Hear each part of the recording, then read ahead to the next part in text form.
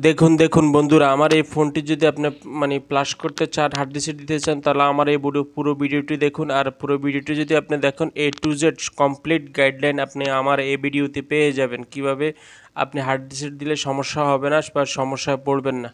তো ভিডিওটি শুরু করা যাক। সর্বপ্রথম অফ করে নেবেন 5G যে ফোনগুলো, এই ফোনগুলো বিশেষ করে অফ হতে চায় না। তার জন্য কি করতে হবে, স্যামসাং এই ফোনের ক্ষেত্রে ভলিউম মাইনাস এবং পাওয়ার বাটন দুটোটা চাপ দিয়ে ধরে রাখবেন, আলাদা তখন চলে যাবে। তার সাথে সাথে সব কিছু ছেড়ে দিয়ে ভলিউম প্লাস এবং পাওয়ার বাটন এই দুইটা চাপ দিয়ে দেবেন। চাপ দেওয়ার পরেই কিছুক্ষণ ধরে রাখার পরে হার্ড ডিস্ক অপশনটা চলে আসবে।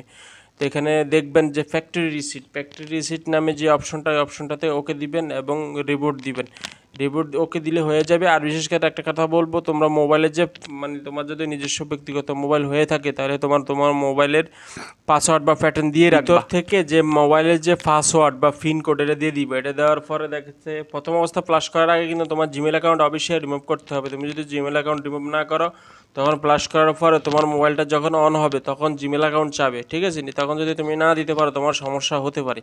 তার জন্য সর্বোচ্চ কি তোমরা প্লাস করার আগে তোমার জিমেল অ্যাকাউন্ট রিমুভ করে নিবা আর মোবাইলে যে কোনো একটা পাসওয়ার্ড দিয়ে রাখবা। পাসওয়ার্ড দেওয়ার কারণটা হলো, যখন তোমার মোবাইল প্লাস করবা তখন চালু হওয়ার পরে তখন তোমার পাসওয়ার্ড চাবে বা জিমেল চাবে। যদি যে কোনো একটা যদি তুমি দিতে পারো, তাহলে তোমার আর কোনো সমস্যা হবে না, ঠিক আছে নি?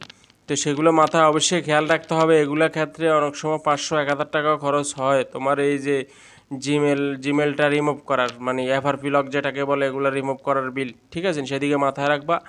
আমাদের ইউটিউবে দেখে থাকলে আমাদের চ্যানেলটি অবশ্যই সাবস্ক্রাইব করবা, ফেসবুকে দেখে থাকলে ফলো দিয়ে রাখবা। আসসালামু আলাইকুম।